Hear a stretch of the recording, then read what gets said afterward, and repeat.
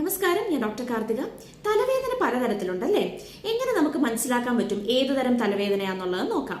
അതായത് തലയുടെ പുറകിൽ നിന്ന് വേദന വന്നിട്ട് നമ്മുടെ കണ്ണിന്റെ മുകളിലോട്ട് വരുന്ന വേദനയാണെങ്കിൽ അത് അമിതമായിട്ടുള്ള ലാപ്ടോപ്പിന്റെ ഉപയോഗം, നമ്മൾ ഒരേ പൊസിഷനിൽ ഇരുന്ന് ലാപ്ടോപ്പ് നോക്കുക അല്ലെങ്കിൽ മൊബൈൽ നോക്കുക, അങ്ങനെ കഴുത്തിന്റെ പുറകിൽ ഒത്തിരി സ്ട്രെയിൻ വന്നിട്ട് അവിടുത്തെ മസിലിന്റെ ടെൻഷൻ കൂടിയിട്ടുണ്ടാകുന്ന ടെൻഷൻ ഹെഡേക്ക് ആണ്. അല്ലെങ്കിൽ അത് മാനസിക സമ്മർദ്ദം കൊണ്ടുള്ള ഹെഡേക്കും ആകാം. പിന്നീട് തലയുടെ പല ഭാഗത്തായിട്ട് വേദനയുണ്ട്. തൊടുമ്പം വേദന, ഓരോ ഭാഗത്തായിട്ട് വേദന ഉണ്ടെങ്കിൽ അത് ഡീഹൈഡ്രേഷൻ കൊണ്ടിട്ടോ അമിത വെള്ളം കുടിക്കാത്തത് കൊണ്ടിട്ടോ അല്ലെങ്കിൽ ഡെഫിഷ്യൻസി കൊണ്ടുണ്ടാകുന്ന തലവേദനയാകാം. പിന്നീട് നമ്മുടെ നെറ്റിയിൽ ഇവിടെ ഭയങ്കര വേദന, തലയ്ക്കൊരു ഭാരം ഒക്കെ ഉണ്ട്, ഈ സൈഡിലാണ് വേദന, ഈ നെറ്റിന്ന് ടെമ്പിൾ ഈ സൈഡിലുള്ള വേദനയെങ്കിൽ അത് ഉറക്കക്കുറവ് കൊണ്ടുള്ള ഹെഡേക്കാണ്. അത് നന്നായിട്ട് ഉറങ്ങിക്കഴിഞ്ഞാൽ മാറാവുന്ന ഹെഡേക്കാണ്.